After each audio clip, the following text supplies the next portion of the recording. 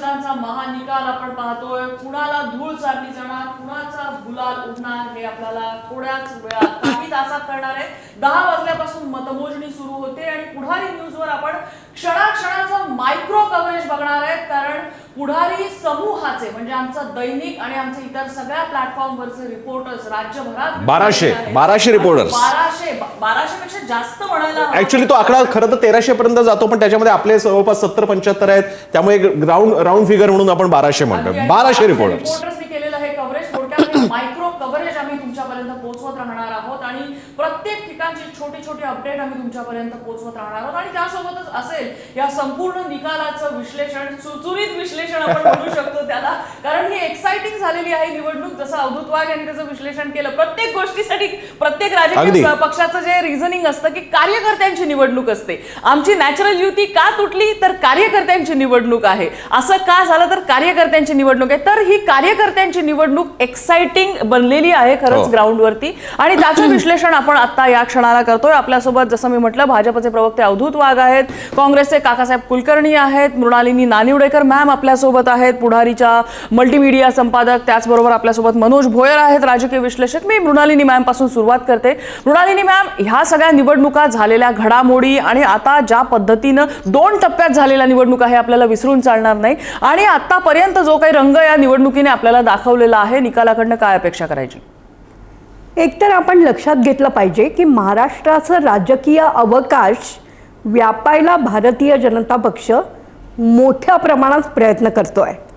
गेल्या काही वर्षात विशेषतः 2014 नंतर हा पक्ष महाराष्ट्रातला क्रमांक 1चा पक्ष झाला. काँग्रेसला मतदान करणारा महाराष्ट्र अचानक वळला. अचानक म्हणजे वेगवेगळ्या कारणांमुळे. आता या निवडणुकीमध्ये त्याचंच प्रतिबिंब पडतंय का, हे महत्त्वाचं आहे. भाजपसाठी ही निवडणूक महत्त्वाची आहे, आणि त्यातच गंमत अशी झालेली आहे की विरोधी पक्ष हे पूर्णपणे हताश तरी झाले आहेत. त्यांना काय मुद्दे घ्यावे हे कळत नाही आहेत. विरोधी पक्षांचे नेते प्रचाराला फिरले नाही आहेत. त्यामुळे जो काय राजकीय अवकाश आहे तो उरला सुरला आपल्या वाट्याला यावा, यासाठी युतीतलाच एक महत्त्वाचा भागीदार एकनाथ शिंदे यांची शिवसेना अतिशय आक्रमक झाली आहे. तुझ्याप्रमाणे म्हटलंस ना की ही कार्यकर्त्यांची निवडणूक आहे म्हणतात. म्हणजे एकमेकांशी जर पटायचं नसेल किंवा एकमेकांना आपणच मोठा हे दाखवायचं असेल तर कार्यकर्त्यांची निवडणूक, आणि एकत्र जर यायचं असेल तर मग ती जनतेची निवडणूक. फक्त प्रश्न असा आहे की भारतीय जनता पक्षाची घोडदौड तशीच कायम राहते आहे का, की ती शिंदे यांच्या नेतृत्वातली शिवसेना थोडीफार कमी करू शकते आहे. याच निवडणुकींच्या आधारावर ही छोटी शहरं आहेत, जे आपण प्रोमोत म्हटलंय की छोट्या शहरांचा मोठा निकाल. या छोट्या शहरांच्या मोठ्या निकालावर महानगरपालिकेतलं जागा वाटप पण होणार आहे. ते अगदी ताबडतोब व्हायची गरज आहे. त्यामुळे आजची निवडणूक अतिशय महत्त्वाची आहे.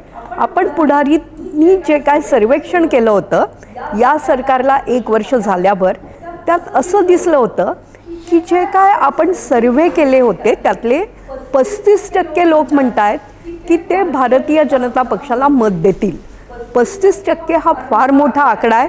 तो विधानसभेत भाजपने मिळवलेल्या मतांपेक्षाही मोठा आहे. आता ही मतसंख्या स्थानिक एखाद्या कार्यकर्त्याला वेगळ्या पक्षाचा जोर असेल किंवा त्याचे व्यक्तिगत संपर्क असतील तर त्यावर मात करून भाजप राखू शकतोय का, हे पाहणं महत्त्वाचं आहे. दुसरं असं आहे की हे जे 2 पक्ष आहेत सत्तेतले मोठे भागीदार, ते परस्परांशी वाद करतायत. कुठे बदलापूरचं उदाहरण आहे. बारामतीत काय होणार हा पण एक विचार आता आपल्याला काही वेळातच चर्चेला घ्यावा लागेल. त्यामुळे परस्परांचं घर्षण आणि त्यातला नेमका निकाल काय हे पाहण्यासाठी ही निवडणूक महत्त्वाची आहे. गेल्या काही वर्षात नगर परिषदांना मोठं अनुदान मिळायला लागलेलं आहे. नाहीतर ही शहरं तशीच सुस्त असायची. तिथे काही विकासाची कामं व्हायची नाहीत. तिथे चर्चा तरी कशी व्हायची तर गटाराचं काय, पाण्याचं काय. पण आज ही शहरं ग्रोथ सेंटर्स म्हणून कशी विकसित होतील याचा निदान विचार तरी नेते मांडायला लागलेले आहेत. ते जनतेला कितपत पसंत पडतं हे पण कळणार आहे. आणि खरं सांगायचं तर ही सगळी निवडणूक यावेळेला अत्यंत महाग झालेली आहे. ती किती अर्थपूर्ण होती वगैरे कदाचित कोणी राजकीय पक्ष सांगणार नाहीत, पण छोट्या छोट्या गावांमधलं वर्चस्वही महत्त्वाचं झालं आहे आणि त्यासाठी प्रत्येक राजकीय पक्षांनी आपल्या परीने प्रयत्न केले आहेत. त्यात महायुती जास्त आघाडीवर होती, कारण तिघांच्या सत्तेमध्ये मोठं कोण याचा निर्णय या निवडणुकीचे निकाल लावणार आहेत. अगदी आपल्यासोबत आमचे प्रतिनिधी सचिन जिरे सुद्धा आहेत, मात्र त्यांच्याकडे जाण्यापूर्वी मला अवधूत वाघ यांची याच्यावरती कॉमेंट घ्यायची आहे. विरोधकांकडे तुम्हाला आता बोटं दाखवायची गरजच नाही, कारण जसं मृणालिनी मॅमनी आता विश्लेषण केलं, तुमच्या समोर सगळ्यात मोठं आव्हान शिंदेच्या शिवसेनेचं आहे. एक काँग्रेसने काही प्रमाणात आव्हान उभं केलंय, पण बाकी विरोधक नसले तर शिंदेनी मात्र मोठं आव्हान उभं केलंय अनेक ठिकाणी. अवधूत वाघ. राष्ट्रवादीचं आव्हान आहे. भारतीय जनता पार्टी, शिवसेना आणि राष्ट्रवादी हे काही ठिकाणी एकत्र तर काही ठिकाणी वेगवेगळे लढतात आहेत. वेगवेगळे यासाठी लढतात आहेत की तिकडे चौथ्या नंबरचं कोणी नाहीच आहे. जसं तुम्ही सांगितलं तर अगदी राष्ट्रवादी काँग्रेस पक्ष शपथचे नेते शरद पवार असू देत, सुप्रिया सुळे असू देत, किंवा उद्धव बाळासाहेब ठाकरे शिवसेना पक्षाचे नेते उद्धव ठाकरे असू देत, हे या संपूर्ण इलेक्शनमध्ये त्यांनी बाहेरच पडले नाहीत, एकही सभा घेतली नाही, वस्तुस्थिती आहे. अशा वेळी मृणालिनी मॅडमनी जसं सांगितलं तसं it was a quiet empty space. आता या स्पेसमध्ये मग शेवटी भारतीय जनता पक्ष आणि शिवसेना म्हणते अरे आपल्या दोघांपैकी एकच निवडून येणार आहे, समोरासमोर लढूया, बघून जाऊ दे. ठीक आहे ना, ही सगळी ठिकाणी ज्या झालेल्या आहेत त्या मैत्रीपूर्ण लढती झालेल्या आहेत, ठरवून झालेल्या आहेत. जिकडे कोणच नाही आहे समोर तिथे आम्ही लढलो आहोत, जिकडे समोर कोणतरी आहे आम्ही एकत्र लढलो आहोत. तुम्हाला आठवतं की बिहारच्या इलेक्शनच्या वेळी मगाशी तुम्ही सुरुवातीला एक प्रश्न विचारता राहिलात. बिहारच्या इलेक्शनच्या वेळी सकाळी 8 वाजता तुमच्याच चॅनेलवर मी म्हणालो होतो की 200हून अधिक जागा भारतीय जनता पक्षी आणखीन याला मिळतील, JDUला मिळतील. कदाचित लोकांनी माझं ते हसण्यावरही घेतलं होतं. आज तुम्हाला सांगतो, तुम्ही जो क्रमांक दिलाय त्याच क्रमांकाने भारतीय जनता पक्ष, शिवसेना आणि राष्ट्रवादी हे पहिले 3 राहतील. जी फाईट आहे ती चौथ्या नंबरसाठी आहे. पहिल्या 3 नंबरमध्ये कोणच नाही आहे, लक्षात घ्या. त्यामुळे 75% अधिक उमेदवार हे भारतीय जनता पार्टी, शिवसेना आणि राष्ट्रवादीचे निवडून येतील. 25% उमेदवार जरी यांचे निवडून आले तरी खूप झालं असं मी म्हणेन.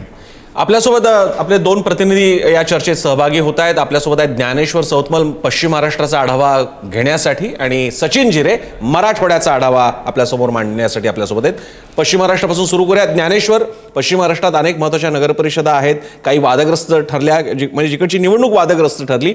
कशा प्रकारे तुम्ही बघताय आता एक चित्र स्पष्ट होण्याच्या पूर्वीचा या मधल्या काळातला आढावा? ज्ञानेश्वर.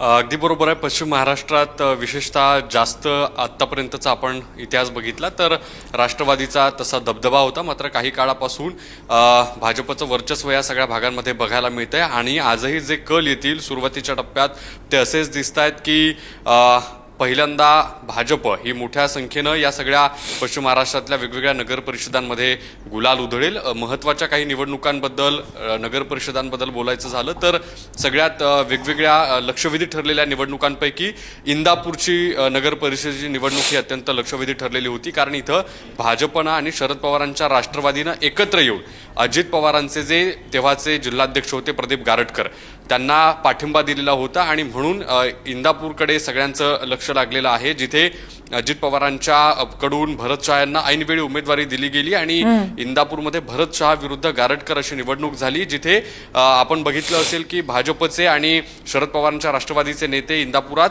हे गारटकरांच्या पाठीमागे उभे राहिलेले होते. आणि सगळ्यात महत्त्वाची या सगळ्या भागातली निवडणुकीची चर्चा जेव्हा होते तेव्हा बारामतीकडे विशेषतः सगळ्यांचं लक्ष असतं. बारामती देखील पवार विरुद्ध पवार अशा निवडणुकीच्या निमित्तानं यंदा चर्चेत आहे. मात्र भाजपनं देखील तिथे कंबर कसलेली होती आणि शिंदेंच्या शिवसेनेनं देखील त्या ठिकाणी जोर लावलेला होता. बघावा लागणाऱ्या या सगळ्या पट्ट्यामध्ये कशा पद्धतीच्या आज दिवसभरात कल येत असताना, निवडणुकांचे निकाल लागत असताना, खरं म्हणजे आत्ता आपण जर बघितलं तर कार्यकर्त्यांमध्ये अनेक वेगवेगळ्या ठिकाणी बॅनर्स देखील भाजपकडून लावण्यात येत आहेत. मात्र अगदी 11, 11:30च्या पर्यंत हे सगळे कल आपल्याला आल्यानंतर चित्र जवळपास स्पष्ट होईल आणि कळेल की किती नगर परिषदांमध्ये कुठल्या कुठल्या पक्षानं कुठल्या ठिकाणी सत्ता मिळवलेली आहे, कोणाचे किती उमेदवार निवडून आलेले आहेत. अगदी आपण मराठवाड्यात जाऊया. सचिन जिरे आपल्याला अपडेट देत आहेत. मराठवाड्यामधली काय स्थिती दिसतीये? कुणाकुणाची प्रतिष्ठा पणाला लागली आहे?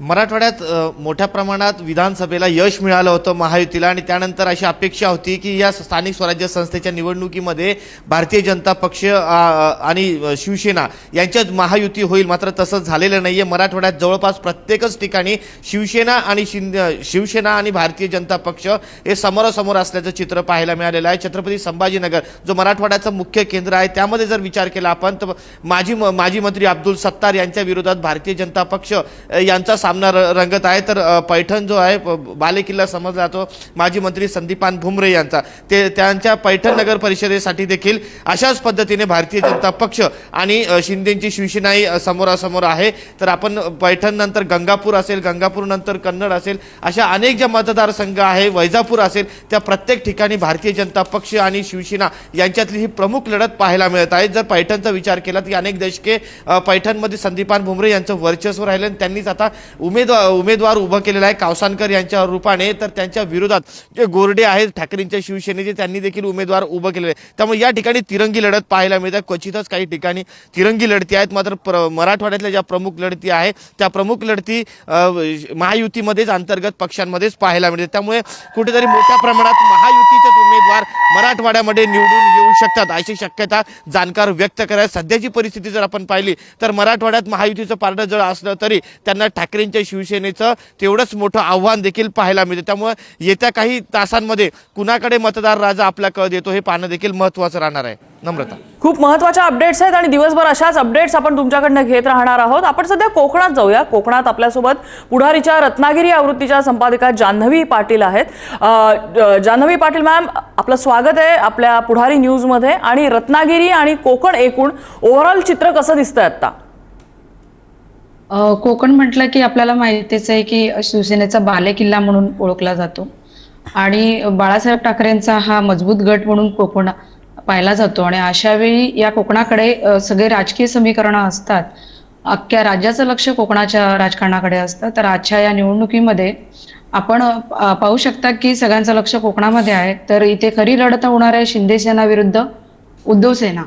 आणि ही लढत इतकी जोरदारपणे सुरू आहे की 2 तासानंतर हे स्पष्ट सुद्धा होणार आहे की नगर परिषदेवर कोणाची सत्ता असेल किंवा कोण सत्ताधारी बसणार आहे.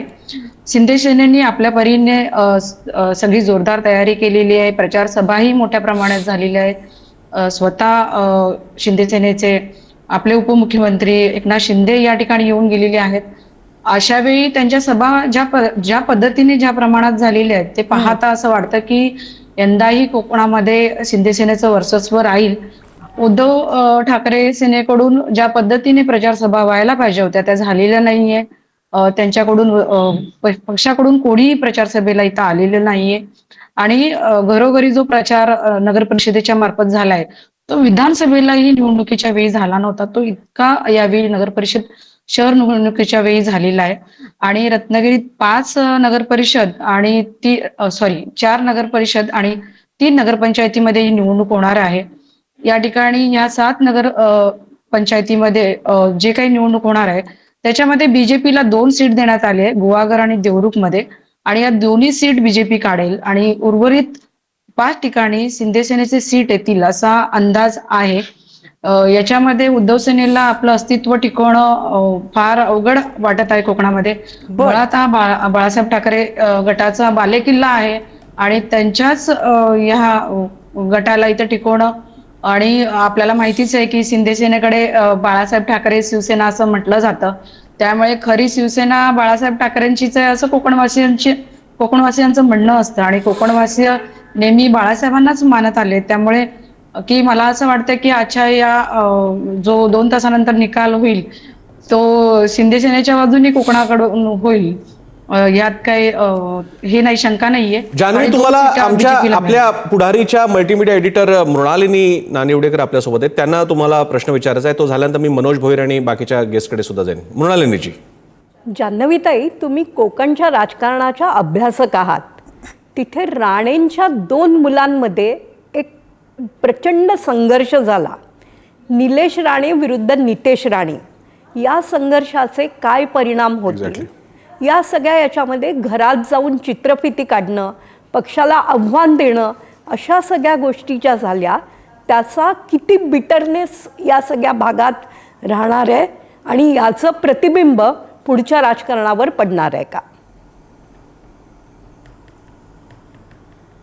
म्हणजे आपण यापूर्वी पण आम्ही अनेक निवडणुका पाहिलेल्या आहेत, पण नगर परिषदेच्या निवडणुकांमध्ये इतक्या प्रमाणात अगदी कौटुंबिक वाद जो सार्वजनिक पद्धतीने आणला गेला आणि ते राजकारणामध्ये त्याचं रूपांतर झालं.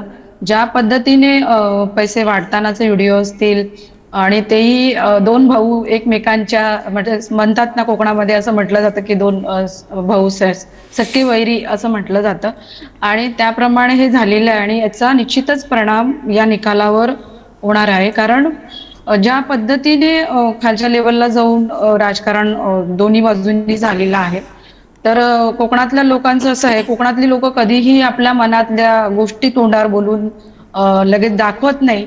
तो निगरगट्ट असतो कोकणी माणूस हा, तो ऐत्यावेळी आपल्या मतामधून लोकांना दाखवून देईल.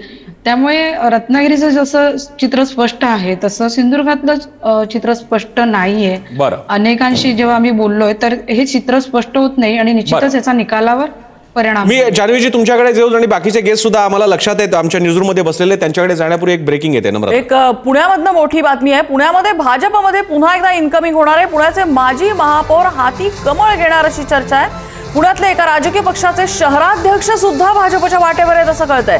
पुण्यातले 4 ते 5 नगरसेवक भाजपात प्रवेश करणार आहेत. राष्ट्रवादीचे सरचिटणीस सुद्धा हाती कमळ घेणार असं दिसतंय आणि पुण्याचे माजी महापौर म्हटल्यानंतर एकच पक्ष डोळ्यासमोर येतो, राष्ट्रवादी काँग्रेस. त्यामुळे अजित पवारांना हा धक्का समजायचा का की शरद पवारांच्या राष्ट्रवादीला हे खिंडार पडणार, हेच आता बघायला लागेल. पुण्यामधनं ही मोठी बातमी येते महापालिका निवडणुकांच्या पार्श्वभूमीवर, ज्या ठिकाणी भाजप आणि अजित पवारांची राष्ट्रवादी हे आमने सामने आलेले आहेत. अर्थात अजित पवार आणि शरद पवार इथे एकत्र येतात का हे आपल्याला बघायला लागणार आहे. मी या बाबतीत हा मुद्दा थोडासा स्टार्टिंग पॉईंट म्हणून घेऊन मी मनोज भोयर यांच्याकडे जातो आणि त्यानंतर बाकीचे गेस्ट पण जातील. काकासाहेब कुलकर्णी पण मला दिसत आहेत आणि अवधूत वाघ सुद्धा.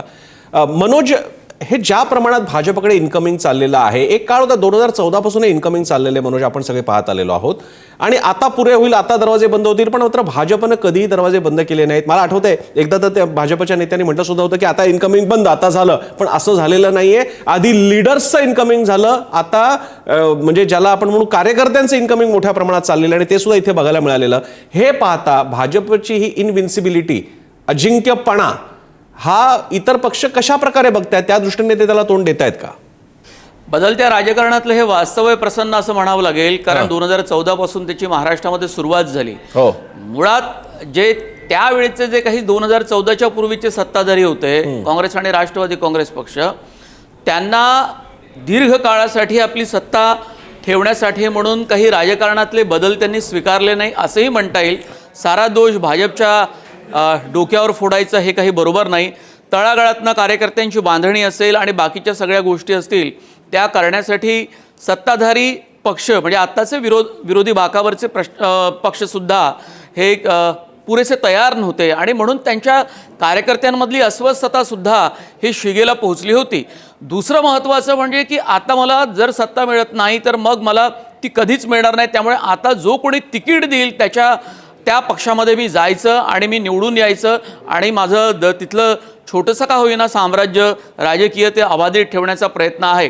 इतका जीवाचा आटापिटा यापूर्वी आपण कधीच पाहिला नाही आणि तो नगरपालिका निवडणुकांमध्ये तर अजिबातच आपण पाहिला नाही. म्हणजे आता पाटील मॅडम जसं कोकणातनं म्हणाल्या की अशा प्रकारच्या निवडणुका नगरपालिकांच्या आपण यापूर्वी पाहिल्या नव्हत्या, पण आता आपल्याला त्या पाहायला लागत आहेत. आता मुळात हे विरोधी बाकावर म्हणजे सत्ताधारी पक्षामध्येच इतकी चढाओढ लागली की शिंदेंच्या पक्षाला कुठे कल्याण डोंबिवलीमध्ये खिंडार पडण्याचा प्रयत्न झाला. नंतर सुनील तटकरे यांनी सुद्धा देवेंद्र फडणवीसांना फोन केला म्हणून काही काळ ते राष्ट्रवादी काँग्रेस पक्षामधला काहीतरी 18-19चा आकडा तो अर्ध्यावर असं स्वतः तटकरे म्हणाले. शेवटी त्यांना काही थोपवता आलं नाही हेही लक्षात घ्यायला पाहिजे. बापू पठारेंचा मुलगा सुद्धा भाजपमध्ये गेला, म्हणजे हे तुम्ही लक्षात घ्या. वडगाव शहरीचे जे आमदार आहेत राष्ट्रवादी काँग्रेस शरद पवार गटाचे, हो. त्यामुळे कुणाच्याच हातात काही राहिलं नाही. घरातल्या लोकांना सुद्धा आपला वाद सोडवता येत नाही, मुलावर वचक राहिला नाही. भावाभावामध्ये सुद्धा कोकणातली ही स्पर्धा पाहिली आणि अशा सगळ्या याच्यामध्ये मला फक्त चिंता एका गोष्टीची आहे, म्हणजे एक नागरिक म्हणून, पत्रकार म्हणून रोज इथल्या ज्या काही स्थानिक समस्या आहेत त्या कुठे या राजकारणाच्या केंद्रस्थानी येत नाही, त्याची चर्चा होत नाही. बरं. आणि हा सगळा आपला जो अवकाश हा व्यापून गेलेला आहे या सगळ्या राजकारणातल्या विचित्र घडामोडींनी, Exactly. तो थांबत नाही. एक प्रश्न आपले जे बाहेर बसलेले न्यूजरूमच्या पलीकडचे गेस्ट आहेत त्यांच्याकडे जाऊन मी पुन्हा मृणाल आणि नम्रताकडे येईन. मी हा प्रश्न विचारतोय अवधूत वाघ यांना. अवधूतजी, भाजपचं घोषवाक्य, ध्येयवाक्य आहे प्रथमतः राष्ट्र, नंतर पक्ष, मग स्वतः. यावेळच्या निवडणुकीमध्ये आणि गेल्या काही काळात पण या निवडणुकीमध्ये अनेक ठिकाणी भाजपच्या नेत्यांनी, स्थानिक नेत्यांनी काय ते राष्ट्र, पक्ष, त्यानंतर कुटुंब आणि मग मी, तो कुटुंब पण आलेलं आहे. कारण एकाच घरातली अनेक माणसांना तिकीटं देण्यात आली आणि हे भाजपकडनं अपेक्षित नव्हतं. कारण याच कुटुंब कबिल्याशाही विरोधात तर भाजपनं आतापर्यंत आवाज उठवला आहे. नगरपंचायत, नगरपरिषदा आणि ग्रामपंचायतीच्या ज्या इलेक्शन्स असतात त्याच्यामधले जे वॉर्ड असतात ते खूप छोटे असतात. पहिली गोष्ट सांग, जर एखादा नेता 5-6 प्रभागामध्ये आपला प्रभाव टाकत असेल आणि तिथे तो निवडून येऊ शकत असेल, तर त्याने जर आपल्या कुटुंबामधील एकाहून अधिक लोक जी सक्रिय राजकारणात आहेत त्यांना तिकीट दिलं आणि त्यांना निवडून आणलं तर त्याच्यामध्ये खूप काही अयोग्य आहे, चुकीचं आहे, मला असं वाटत नाही. मला आता शरद पवार आठवत आहेत. शरद पवार विनेबिलिटी, जिंकून येण्याची क्षमताबद्दल बोलले होते त्यावेळी भाजपने टीका केली होती. अनेक वर्षांपूर्वीची गोष्ट आहे. आता तेच आम्हाला भाजपकडनं ऐकायला मिळतंय. हे एक चक्र पूर्ण झालं अवधूत वाघांमुळे. धन्यवाद. एक्सेप्शन तुम्ही ज्यावेळी म्हणता ना, तर एक्सेप्शन हा काही रूल होत नाहीये. तुम्ही जर पाहिलं तर अनेक ठिकाणी सर्वसामान्य कार्यकर्त्यांना तिकीट दिलेलं आहे. तुम्हाला मी अगदी सरळ सांगतो की खेडमध्ये वैभव खेडेकर आमच्याकडे आले आणि त्यांचा दावा होता की आणि गेली 14 वर्ष ती नगरपंचायत, खेड नगरपंचायत त्यांच्या ताब्यात होती. पण यावेळी आल्यानंतर त्यांच्या मिसेसना तिकडे त्या इच्छुक होत्या पण आम्ही त्यांना थांबवलं नाही, असं नाही. तर त्याच्यामुळे प्रत्येक ठिकाणी कुटुंबाला आम्ही हे करतो हे म्हणणं चुकीचं आहे. शेवटी तिकडे जे कार्यकर्ते आहेत त्या कार्यकर्त्यांचं मत काय आहे, त्या कार्यकर्त्यांची त्याला मान्यता आहे का, हे पण पाहिलं जातं. ह्या सगळ्या गोष्टी सरफेस होत नाहीत. परंतु ज्यावेळी मंडल स्तरावर, जिल्हा स्तरावर आमच्या कमिट्या बनतात त्यावेळी त्या कमिट्यांमध्ये जो साधक बाधक चर्चा होते त्यातनं जी नावं येतात तीच आपण पुढे करतो. आम्ही काही वरून आणत नाही, आम्ही काही सांगत नाही की 8 जणांना द्या. शेवटी विनॅबिलिटी हा फॅक्टर आहेच, पण त्याचबरोबर तळागाळातल्या कार्यकर्त्यांचं मत काय आहे हे पण आपण पाहतोच की. आणि त्यामुळे काही ठिकाणी एक्सेप्शन होतात, नाही असं नाही. बरं, मला काकासाहेब कुलकर्णीकडे जाण्यापूर्वी मला मृणाल मॅडमना प्रश्न विचारायचा आहे आणि नम्रता तूही याच्याबद्दल पुढे घेऊन जाऊ शकते. आणि तो आहे लाडकी बहीण. विसरायला नको आपण हे की लाडकी बहीणने प्रामुख्यानं शहरेतर आणि ग्रामीण महाराष्ट्रामध्ये भाजपला मोठं यश मिळवून दिलं होतं, महायुतीला यश मिळवून दिलं होतं. नगर परिषदा ही म्हणूनच आपण महाराष्ट्राच्या विधानसभेनंतरची, पुढच्या किंवा आधीच्या नंतरची एक टेस्ट म्हणून बघतोय. मला मृणाल मॅडमना विचारायचं आहे, यंदाही हा एक फॅक्टर महत्वाचा ठरेल का? मला असं वाटतं महिलांमध्ये भारतीय जनता पक्ष आणि महायुतीला मतदान करण्याची एक वृत्ती वाढतीये. खरं तर लाडकी बहीणचे शिल्पकार म्हणून एकनाथ शिंदे महाराष्ट्राच्या समोर आले आहेत आणि एकनाथ शिंदेंच्या पक्षाला, शिवसेनेला जे काही यश मिळेल ते लाडकी बहीणमुळे मोठ्या प्रमाणात असेल असं आत्ता तरी वाटतंय. काकासाहेब आपल्या बरोबर आहेत म्हणून आपण एक अतिशय महत्त्वाचा प्रश्न चर्चेला घेऊ. नम्रतांनी त्याला हात लावला होता. पक्ष असे बदलले जात आहेत की प्रज्ञा सातव, राजीव सातवांच्या पत्नी, जे गांधी कुटुंबाच्या अगदी जवळचे होते, राहुल गांधींच्या अगदी जवळचे होते, ज्या प्रज्ञा सातव यांना राजकारणाचा कोणताही अनुभव नसताना विधान परिषद सदस्यत्व दिलं होतं, त्याही पक्ष सोडून भाजपकडे का जात आहेत, काँग्रेस या सगळ्याचं विश्लेषण कसं करते आणि भारतीय जनता पक्षाच्या या झंझावातासमोर टिकून राहण्याचं आव्हान येणाऱ्या काळात काँग्रेस कशी पेलणार आहे? काकासाहेब कुलकर्णींकडे हा प्रश्न घेऊन घ्या. काकासाहेब कुलकर्णी, काँग्रेसचं काय स्पष्टीकरण आहे या सगळ्यावरती? पण आपण जर बघितलं तर या महाराष्ट्रामध्ये 2014 नंतर जे भाजपाचे प्रवेश झाले ते सगळे प्रवेश आपण एकदा काढून बघा, विस्तृतपणे बघा. हे प्रत्येक प्रवेश काही आनंदानं झालेले प्रवेश नाही आहेत.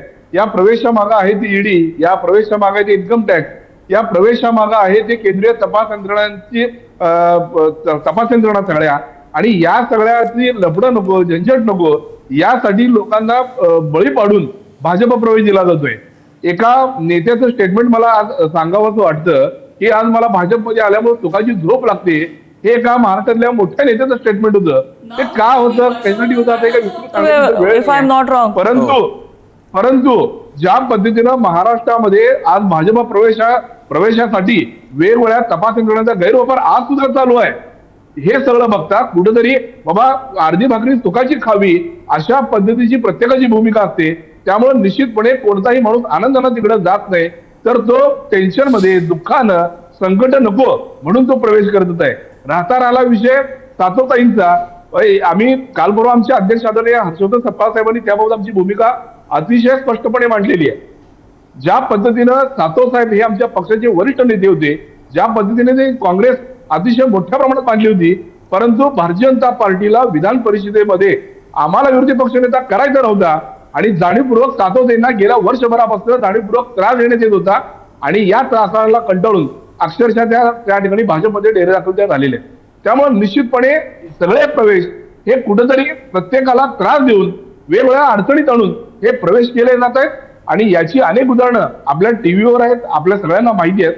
त्यामुळे निश्चितपणे येणाऱ्या काळामध्ये नेते जरी तिकडे गेले असतील, काँग्रेस हा कार्यकर्त्यांचा पक्ष आहे, सर्वसामान्यांचा पक्ष आहे, जनतेचा पक्ष आहे आणि काँग्रेस हा सेक्युलर विचारधारेवर काम करणारा पक्ष आहे. ओके, ही चर्चा चालूच राहील. अधिक स्पेसिफिक आपण बोललं तर सगळ्यांनाच बरं होईल, अधिक मुद्दे वेगळे मांडता येतील आपल्याला. छोटासा ब्रेक नंतर आपली पुन्हा महाचर्चा ही सुरूच आहे. महानिकाल नगर परिषदांचा, गुलाल नगर परिषदांचा पुढारी न्यूजवर.